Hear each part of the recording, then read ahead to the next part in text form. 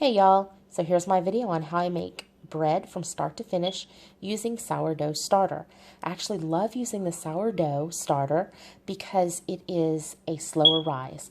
And the slower the rise, the more depth of flavor you get in your bread. This bread will actually be a sandwich style loaf, very yummy. It's got great texture, great crumb, and it's perfect for sandwiches. So what I've done so far is I've taken 1 cup of my sourdough starter. To that I've mixed in 1 cup of flour, 1 cup of water, and 1/4 cup of sugar. Now the sugar is actually not for us, it's for the wild yeast that lives in the sourdough starter. It's there to feed them, make them very active, and very happy. And as you can see, we've got happy yeast. I just mixed this about 15 minutes ago, and I zoomed in and you can already see the little pockets of air popping up from the yeast. They're very, very happy. This is the bulked up starter that I prepared last night at about 10. So it sat and fermented some more for about 9.5 hours. And as you can see, it is very happy. The wild yeast are fermenting nicely. So now it's time to make our sponge. And to do that, all I'm going to do is mix in 1 cup of flour. So let me do the mix real quick, and then I'll bring you guys back to show you what it should look like. All right, so I just added in 1 cup of flour to our bulked up starter, and I wanted to show you guys just how happy and active the yeast are. So I'm zooming in to show you the bubbles that have already started. This is telling me that this is going to give us a beautiful, beautiful rise. It smells fantastic, almost like a beer smell. So the fermentation, the wild yeast they're really active. So all we have to do now is simply clean up the sides of the bowl with the scraper. And I'm going to let this sit for 2 to 4 hours. I typically don't have to let it sit for any more than that. We want it to really double up in size, and then we'll proceed to the next step. I want to just add here that it could take up to 10 to 12 hours to get it to double, and it's all based on temperature and atmosphere, basically. So we're going to see how long this takes today. The bread that I made yesterday took 3 hours to get it to double up for me.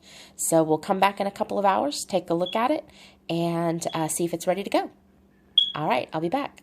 It has been 9 hours since I started this dough sponge this morning, and as you can see, the yeast is very happy, it's very active, it's nice and bubbly.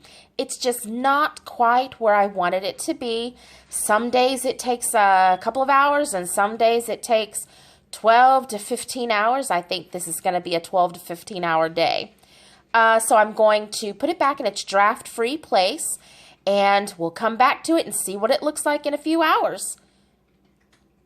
Alright, so this sponge has been going for about 15 hours now, and it is ready to go. As you can see, lots and lots of lovely, beautiful bubbles.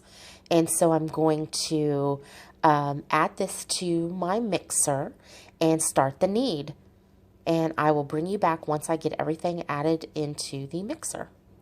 In the bottom of the mixing bowl, I put in 1 cup of all-purpose flour, 3 tablespoons of oil. I just use canola oil. It's what I have on hand. Actually, it's the closest oil to me. I've got probably about 5-6 different oils here in the kitchen. And I also put in 1/8 cup of sugar. Now here's where you can change up the recipe. You can put in less sugar, you can put in more sugar. I just think that it helps add to the depth of the flavor, and it also helps feed that yeast. And then I've got 1 teaspoon of sea salt. I prefer using sea salt. I think it just adds a lot of flavor. And I wanted to show you real quick what the sponge looks like. Very, very spongy. All right, so what I'm going to do from here on out is I'm going to add in the flour about 1/4 cup at a time to 1/2 cup at a time.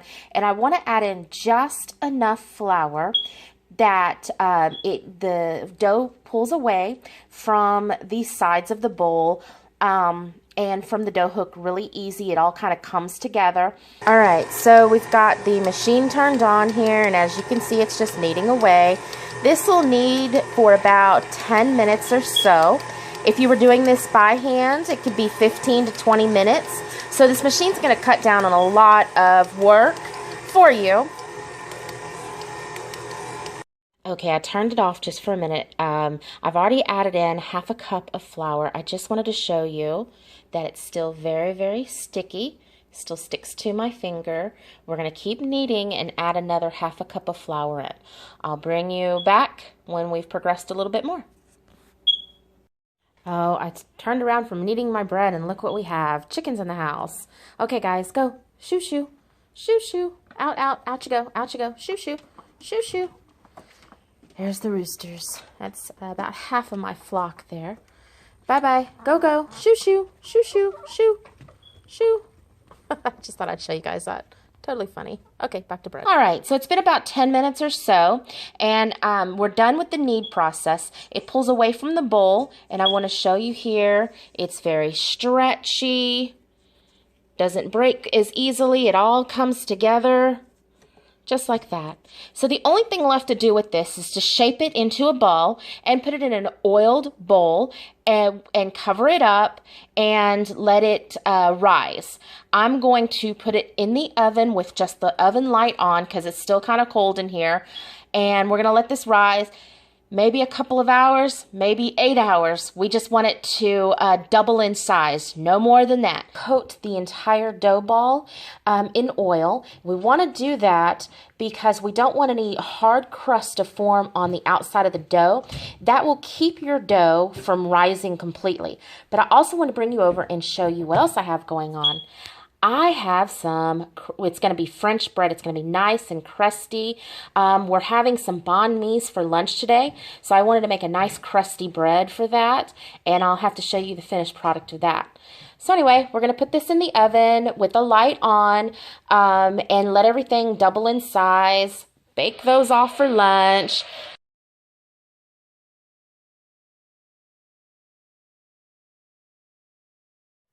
All right, so we're back and our dough ball has now doubled in size. So we're actually going to just press it down. This is called punching it down, and you can hear the air coming out of it. And I'm just going to press it just like that and get all that air out of there. And on a clean countertop, I'm going to just flip it out of the bowl. From here, we're just going to come in and flatten it out. You can use a rolling pin if you like. I'm just going to use my hands. And we're just going to flatten it out like that. So the next step is shaping it for the pan. And we're actually going to fold down from the left side, fold. Now we're going to press it out. And what we're doing is we're making it have really good contact here, and we're also pressing out the air bubbles. This dough is steadily just rising and doing its thing, and we want to make sure we don't end up with a cavity in the middle of the bread, because it makes putting butter on very messy, or mayonnaise or something like that. So we fold down the bottom and going to press the air out. Press it really, really good. Almost like you're folding an envelope or a letter. Now we go to the top, to the side, to the right side, and press.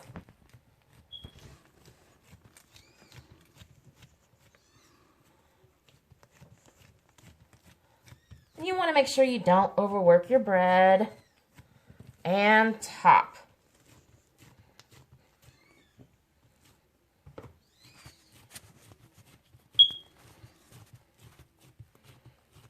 All right, so we are nice and flat, and I'm going to have the camera guy wait right there. All right, so I got the pan, and I got a rolling pin, and I'm just going to roll it out just a little bit. It's nice and light and fluffy. I'm going to roll it out some more. And we do this just because we want to make sure that we don't have any air pockets into the bread. All right, so now we're going to bring it up. We're going to tightly roll and flatten. So we're going to roll and flatten. Roll again. And flatten. All right, so here's my bread pan. This is a standard size loaf pan. It is about 12 inches long, 4.5 inches wide. So it's a nice size. It's going to give us a really nice size loaf. Nice sandwich loaf. All right, so in here, put this a little bit closer. This is now in my pan, so now I'm going to just make sure everything is pressed down really good. So I'm going to start on one end and press. And you see I'm pressing out air pockets. And pressing it down. And going to the other side. Now what I like to do is I'm pretty confident that I've gotten all the interior air bubbles out, all the pockets and cavities out. So now I'm going to take my hand and I'm just going to run my fingertips along the edge, just kind of pressing down and just kind of giving it a seal. Let me turn it again and just pressing it down. Easy peasy. It's just really important to get those air pockets out. All right, so now all we're going to do is we're going to oil the top of this, cover it in some wax paper, and put it back in a draft-free area to let it rise. Now this rise is super quick. It's not going to take all day, all night like it has been. It should only take a few hours. So if you have to leave the house or something, this is not the time to do it. I had to bring you guys back really quick. Here is my Italian loaf. Actually, earlier when I called it a French loaf, I made a mistake. So I'm correcting myself now. This is my Italian loaf that I pulled out. Just wanted to show you how pretty the crumb is. It's still hot. I don't know if you can see the steam coming from it, but I thought I'd cut it and show you guys just how pretty this ended up.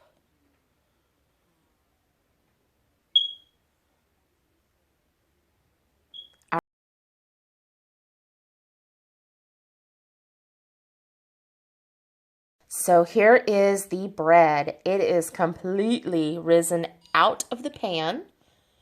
It's about 3 times the size that it was when I initially put it in. It's absolutely beautiful.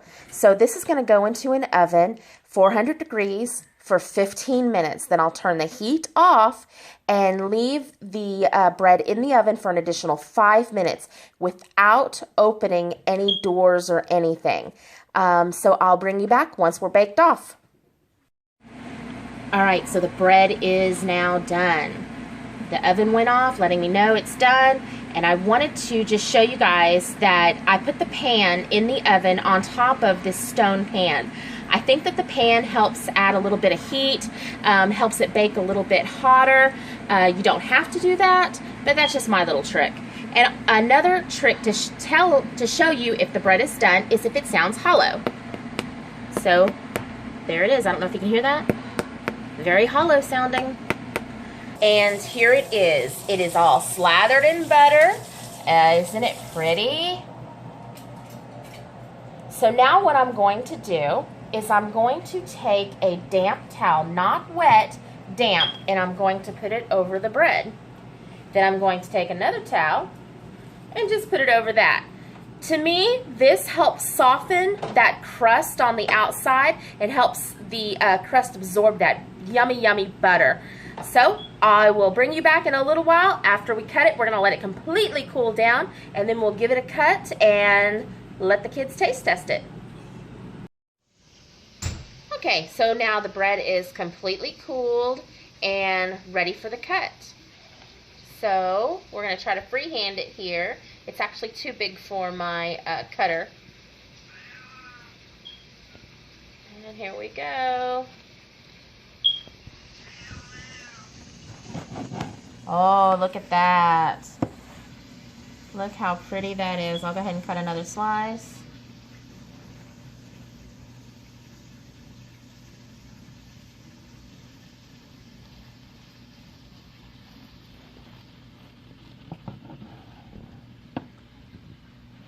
turn that towards you.